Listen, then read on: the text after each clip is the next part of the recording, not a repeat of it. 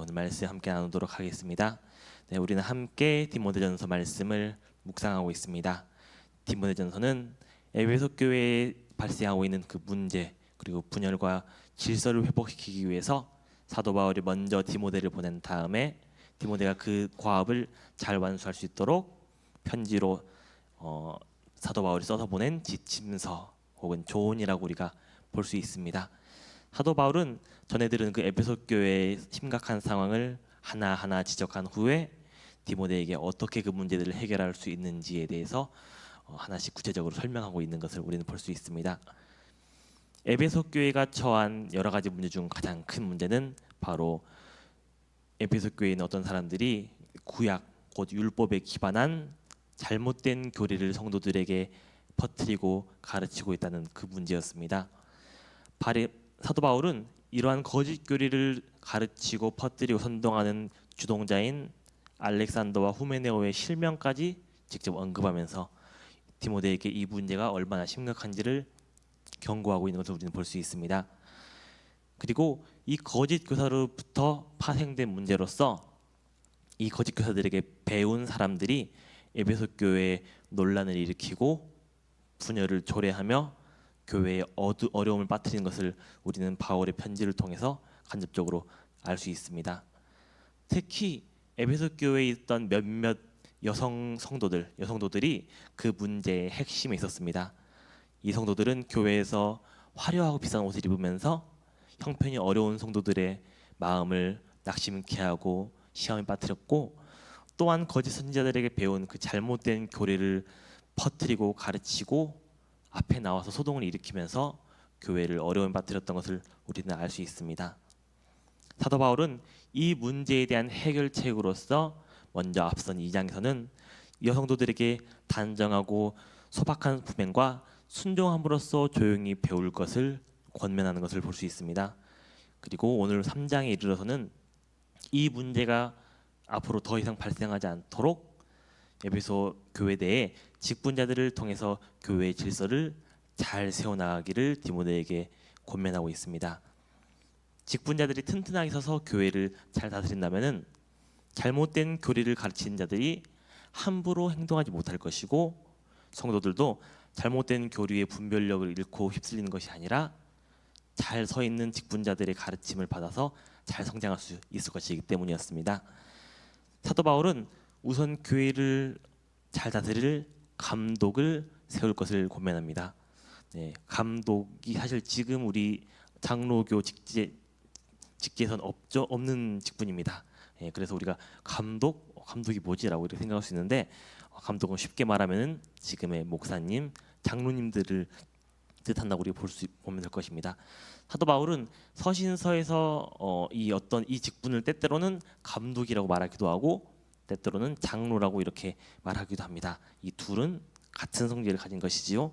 그래서 감독은 교회에서 성도들을 돌보고 성도들을 가르치고 그리고 교회를 인도하고 이끄는 직분으로서 이 당시 초대교회는 아직 말씀을 선포하는 목회자와 그리고 교회를 다스리고 치리하는 아직 장로의 직분이 분화되지 않았기 때문에 우리는 오늘 이 말씀에서 이 감독을 목회자 또는 장로, 이 두 가지 성질을 모두 가진 것으로 우리 이해하면 될 것 같습니다.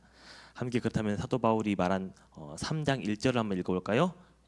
함께 읽어보겠습니다. 미쁘다 이 말이여 곧 사람이 감독의 직분을 얻으려 함은 선한 일을 사모하는 것이라 함이로다. 아멘. 사도 바울은 초대교회에서 널리 쓰이던 이 경구 3장 1절은 아마 초대교회에서 속담처럼 널리 쓰이던 말인 것 같습니다. 사도 바울은 이걸 통해서 직분을 얻으려고 하는 사람의 마음이 얼마나 선한 것인가 아름다운 것인가라고 칭찬하고 있는 것을 우리는 볼 수 있습니다. 또한 사도 바울은 디모데에게 감독의 직분을 어떤 사람을 받으려 할 때는 그 사람의 마음의 동기는 먼저 교회 내에서 어떤 높은 영향력을 가지고 싶어 하는 교만한 마음이나 아니면 직분을 이용해서 사익을 추구하려 하는 탐욕스러운 마음이 되어서는 안 된다는 것을 동시에 경고하고 있는 것입니다. 감독의 직분은 예수 그리스도와 그의 몸된 교회를 사랑하여 예수님께서 맡기신 그 양무리들, 우리 성도 한 사람 한 사람을 진리로 이끄는 선한 일을 사모하는 마음에서 맡아야 한다라고 사도 바울은 디모데에게 가르치고 있는 것입니다. 예수님께서는 선한 목자 그리고 선한 교역자 그리고 장로의 모습을 요한복음 10장에서 선한 목자와 사꾼 목자의 비유를 통해서 먼저는 선한 목자 되신 예수님의 그 속성을 제자들에게 소개하는 한편 또한 제자들도 어떠한 마음으로서 교회를 다스리고 이끄는 목자의 사명을 감당해야 되는지를 설명하고 계십니다. 여러분, 선한 목자는 양의 진짜 주인입니다. 그래서 양을 지키려고 최선을 다하고 또 양을 위해서 때로는 자신의 목숨을 희생하기까지 주저하지 않습니다. 이는 선한 목자가 목자의 자리에 있는 이유는 뭐죠? 양에게 있기 때문입니다. 양을 지키고 양을 안전한 곳으로 인도하는 것, 양을 위함이 선한 목자에게 그 목적이 있기 때문입니다. 하지만 선한 목자의 그 반대편에 있는 사꾼 목자 같은 경우에는 그 일을 맡은 목적이 양에게 있지 않습니다. 사꾼 목자의 그 목적은 자신이 받을 일당 삭세에 있습니다. 그렇기 때문에 사꾼 목자는 양들이 어려움에 처하게 되면은 양들을 지키는 것이 아니라 양들을 버리고 도망치게 될 것이다라고 예수님께서는 말씀하십니다. 우리가 직분을 맡을 때는 직분을 맡게 되는 동기가 이처럼 중요합니다. 우리가 선하지 못한 마음에서 받은 직분은 사꾼 목자처럼 온전히 우리의 직분을 섬기지 못하게 합니다. 하지만 우리가 선한 마음에서 받은 직분은 예수 그리스도께서 십자가에서 못 박혀서 자신의 몸을 내어주시기까지 모든 사명을 완수하신 것처럼 우리 역시 온전한 마음으로서 하나님의 일꾼으로서 소명할 수 있는 힘과 원동력이 되는 것을 우리는 볼 수 있습니다. 그러나 교인을 가르치고 또한 교인을 때때로 치리한 자리는 동시에 무겁고 어려운 자리이기도 합니다. 만약 가르치는 자가 본인이 가르치는 그 가르침에 어긋난 삶을 살아간다면은 어떻게 될까요? 너나 잘하세요 하겠죠? 네, 그 교훈이 힘을 잃게 될 것입니다. 그리고 도리어 그것을 듣고 배우는 사람에게 있어서 시험이 될 것입니다. 또한 성도의 잘못을 견책하고 치리한 자가 본인이 그 사람에게 꾸짖고 책망하면서 본인이 똑같은 일을 저지르고 있다면은 똑같은 잘못을 저지르고 있다면은 어떻게 될까요? 그 치리와 그 견책은 정당성을 잃게 될 것입니다. 그렇기 때문에 가르치고 치리한 자, 이 직분자들에 대한 어떤 교회의 신뢰와 존경은 교회의 질서를 세우는 뼈대와 같습니다. 그렇기 때문에 사도 바울은 본문 2절에서 본문 5절에 이르기까지 먼저는 감독이, 그러니까 오늘날로 말하면 목회자와 장로님들이 먼저 신앙에 있어서 모범이 되어야 된다는 것을 거듭거듭 강조하고 있습니다. 함께 본문 말씀을 읽어볼까요? 디모데전서 3장 2절부터 5절까지 한 목소리 읽어보겠습니다. 시작. 그러므로 감독은 책망할 것이 없으며 한 아내의 남편이 되며 절제하며 신중하며 단정하며 나그나를 대접하기를 잘하며 술을 즐기지 아니하며 구타하지 아니하며 오직 관용하며 다투지 아니하며 돈을 사랑하지 아니하며 자기 집을 잘 다스려 자녀들로 모든 공손함으로 복종하게 하는 자라야 할지며 사람이 자기 집을 다스릴 줄 알지 못하면 어찌 하나님의 교회를 돌보리요. 아멘. 이처럼 사도 바울은 먼저 감독의 직분자들이 자신의 삶을 통해서 모범을 보이고 삶을 통해서 보인 이후에야 그들의 가르침, 그들의 다스림이 온전할 수 있을 것이라고 이렇게 권면합니다. 또한 디모데전서 3장 6절을 보면은 사도 바울은 또한 한 가지 자격을 더합니다. 함께 읽어볼까요? 새로 입교한 자도 말지니 교만하여져서 마귀를 정죄하는 그 정죄에 빠질까 함이요. 네, 사도 바울은 다른 성도들의 모범이 되어야 되는 것에 더해서 직분자가 모범이 되더라도 새로 입교해서 아직 신앙 경험이 적은 사람은 감독을 세우지 않는 것이 좋겠다라고 이렇게 디모데에게 권면하고 있습니다. 물론 우리가 이 말씀을 듣고 좀 의아하게 생각할 수 있어요. 성경 보면은 먼저 되는 자가 나중 되기도 하고 나중 되는 자가 먼저 되기도 한다. 그런데 꼭 그렇게 신앙의 연배가 많아야 하나요? 라고 이렇게 의문을 가질 수도 있습니다. 네, 그렇습니다. 물론 이제 막 예수 믿고 이제 막 신앙을 가진 사람들은 그 신앙의 뜨거운 활력이 있습니다. 그래서 예수님이 주신 그 구원의 사랑에 대한 체험 때문에 신앙이 뜨겁고 열정을 다해서 신앙생활하는 장점이 있습니다. 하지만 누군가를 가르치고 누군가를 이끄는 것은 열정과 열심만으로는 조금 부족합니다. 충분하지 않습니다. 신앙의 경험을 통한 지혜가 가르치는 자, 이끄는 자에게는 필요합니다. 우리는 예수님을 따라가면서 그 좁은 길을 걸어가면서 수없이 실패하고 실수하고 넘어지고 그러면서 돌이키고 회개하기를 반복합니다. 우리는 이 과정, 넘어지고 일어서고 넘어지고 일어서는 과정을 통해서 먼저는 나 자신이 얼마나 작고 부족한 존재인지를 깨닫게 되고, 또한 이러한 부족한 나를 구원하신 하나님의 은혜가 얼마나 큰지를 깨닫게 됩니다. 저는 어렸을 때 이제 출애굽기를 읽으면서 정말 이스라엘 백성들이 왜 이렇게 바보 같은지 모르겠다는 생각을 했어요. 왜 이렇게 맨날 원망하고 불평불만하는지.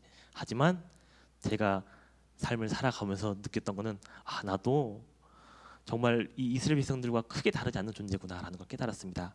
이처럼 우리는 계속 넘어지고 일어서면서 신앙의 경험을 통해서 성숙하고 더 많은 것 성장을 이루는 것을 우리는 알 수 있습니다. 그런데 경험이 없는 사람들은 어떨까요? 넘어져 본 적이 없고 아직 실수해 본 적이 없기 때문에 다른 사람이 잘못하고 실수하게 되면 마치 과거의 저처럼 어떻죠? 다른 사람의 그 실수와 잘못을 정죄하기 쉽고 왜 저렇게 못하지라고 하면서 교만에 빠지기 쉽습니다. 그렇기 때문에, 그러나 신앙의 경험이 많은 사람들은 형제의 실수와 잘못을 바라보면서 그래, 나도 과거에 저랬었지, 나도 과거에 저런 실수를 했었지라고 하면서 오히려 긍휼의 마음으로, 사랑의 마음으로써 다가가고 위로하고 권면할 수 있기 때문입니다. 그렇기 때문에 사도 바울은 경험이 적은 성도보다는 경험이 많은 사람을 감독의 직분에 세울 것을 권면하고 있습니다. 마지막으로 한 개 더 볼까요? 7절 보겠습니다. 함께 읽겠습니다. 또한 외인에게서도 선한 증거를 받은 자라야 할지니 비방과 마귀의 올무에 빠질까 염려하라. 우리 그리스도인들은 이 교회 안에서 예배드리고 교회 안에서 기도하고 신앙생활하는 것을 멈추는 것이 아니라 세상에 나가서 세상 속에서 빛과 소금의 역할을 감당하면서 그리스도의 향기를 퍼뜨려야 하는 것을 우리는 알고 있습니다. 그런데 만약에 교회에선 존경받고 교회를 대표한 직분을 받은 사람이 세상에 나가서는 다른 사람들에게 비난받는 이중적인 삶을 살아가고 있다면, 그것은 교회 안에서도 독이 되지 못하고 교회 밖에서도 세상의 도덕적인 권위가 떨어지고 교회가 전하는 그 복음이 증거되는 힘이 약해지는 결과를 초래하게 될 것입니다. 특히 초대교회 이 당시에는 교회가 박해한 상황에 놓여 있었고, 감독과 지도자들의 모습과 행동은 곧 교회의 모습과 행동과 마찬가지였습니다. 그렇기 때문에 감독이 실수하고 잘못하는 것은 곧 교회가 세상 사람들로부터 욕을 먹고 때로는 박해를 받을지도 모르는 그러한 상황까지 놓일 수 있었던 것을 우리는 볼 수 있습니다. 그렇기 때문에 감독과 지도자들의 책임이 매우 막중했었습니다. 이어서 바울은 감독뿐만 아니라 교회를 섬기는 집사의 자격에 대해서도 이렇게 언급합니다. 그리고 집사의 자격도 대체로 감독과 마찬가지로 세상의 쾌락을 탐하지 아니하고 깨끗한 양심을 가지고 책망할 것이 없는 모범이 되는 이들을 세울 것을 권면합니다. 사도 바울이 디모데에게 오늘 말씀에서 이런 사람을 직분자로 세워야 한다라는 교훈은 이미 직분을 맡고 있는 우리에게는 어떤 교훈이 될까요? 나는 이런 직분자가 되어야겠다라는 조언이 될 것입니다. 그렇기 때문에 우리는 오늘 말씀을 통해서 그래, 나는 이런 직분자가 되어야 되겠다, 이런 직분자로서 완성되어야 되겠다라는 우리는 교훈을 받게 됩니다. 하지만 때때로 우리는 이 직분을 세상의 직책이나 직급과 같은 것으로 오해하기도 합니다. 그래서 우리가 직분을 받는 것을 내가 승진하는 것, 점점 높은 곳으로 올라가는 것이라고 오해하기도 하고, 때때로는 내가 능력이 모자라기 때문에 이 직분을 감당할 수 없다라고 이야기하기도 하고, 때때로는 내가 교회에 공헌할 수 있는 어떤 경제적 능력, 사회적 지위가 필요하다라고 오해하기도 합니다. 그러나 오늘 본문의 사도 바울은 직분자의 자격 중에서 능력, 경력, 지위와 같은 요소는 단 한마디도 언급하지 않는 것을 우리는 볼 수 있습니다. 사도 바울이 오늘 본문에서 직분자들이 취해야 할 가장 우선이 되는 자격은 신앙과 인격이라고 이렇게 말하고 있습니다. 왜일까요? 왜냐하면은 첫 번째, 직분자들은 하나님 앞에서 일하는 사람들이기 때문입니다. 세상 사람들은 다른 사람들을 평가할 때 그 사람의 외모와 그 사람의 실적과 같은 겉모습을 보고 판단합니다. 하지만 하나님께서는 사무엘상 16장 7절에서 말씀하신 것과 마찬가지로 사람을 외모로 취하지 않고 그 사람의 중심을 보신다고 말씀하고 계십니다. 아무리 교회에서 일을 열심히 잘한다고 할지라도 하나님 앞에서 두 마음을 품은 사람을 하나님께서 칭찬하실 수 있을까요? 그렇지 않겠죠? 아무리 사람들 앞에서 선한 일을 한다 하더라도 바리새인들처럼 뒤에 가서 사람들 안 볼 때 악한 일을 한다면은 그것은 하나님 앞에서 칭찬받을 수 없을 것입니다. 직분자는 항상 하나님 앞에서 호람대오의 자세로 교회 일을 섬기기 때문에 가장 우선이 되는 것은 하나님이 선하게 받으실 그 신앙과 인격이 가장 중요한 것입니다. 또한 직분자는 교회를 섬기는 사람이기 때문에 신앙과 인격이 중요합니다. 직분자는 내 신앙만 챙기고 내 구원만을 신경 쓰는 사람이 아닙니다. 직분자는 나의 신앙뿐만 아니라 다른 형제의 신앙 그리고 교회 전체 신앙에 이르기까지 신경 쓰고 챙겨야 될 섬김의 의미와 책무가 있다는 것을 우리는 기억해야 합니다. 다른 형제가 어려움에 처했을 때 그 형제에게 도움의 손길을 내밀고 그 형제를 위로하는 것, 그것은 직분자의 섬김의 책무입니다. 그리고 형제가 시험에 빠졌거나 잘못된 길로 가고 있을 때 그 형제를 되돌이키고 아니야 그쪽 가면 안 돼라고 바른 길로 인도하는 것 역시 직분자의 섬김의 책무입니다. 공동체가 환난에 당했을 때 어려움에 처했을 때 하나되게 붙잡는 것 역시 직분자가 감당해야 될 섬김의 책무입니다. 이 섬김의 책무는 예수님과 예수님의 몸된 교회를 사랑하는 마음, 헌신의 마음 없이는 결코 온전히 감당할 수 없는 것이기 때문에 직분자에게는 신앙과 인격의 성숙이 굉장히 필요한 것입니다. 예수께서 나를 구원하신 것에 대한 감사, 그리고 감사를 통한 기쁨, 그 기쁨을 통한 헌신만이 우리가 교회에서 직분을 온전히 감당할 수 있는 힘과 원동력이 될 수 있기 때문입니다.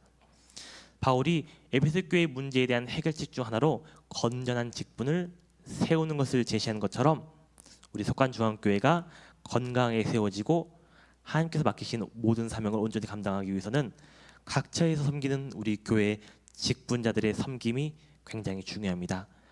그리고 여러분이 그와 같은 직분자가 되시기를 오늘 권면드립니다. 오늘 말씀을 기억하면서 사도 바울의 조언처럼 항상 겸손히 그리고 진실되게 사랑으로 교회를 섬기는 우리가 될 수 있기를 소망합니다. 그래야 우리 석관중앙교회가 우리 직분자 한 사람 한 사람의 헌신과 섬김을 통해서 진리 위에 굳게 서서 하나 되는, 그리고 또한 하나님의 명령과 말씀을 능히 감당하는 교회가 될 수 있기를 기도합니다. 기도하도록 하겠습니다. 하나님 아버지 감사합니다. 오늘 말씀을 통해서 에베소 교회의 직분자를 세우라는 사도 바울의 조언과 권면을 우리가 함께 배웠습니다.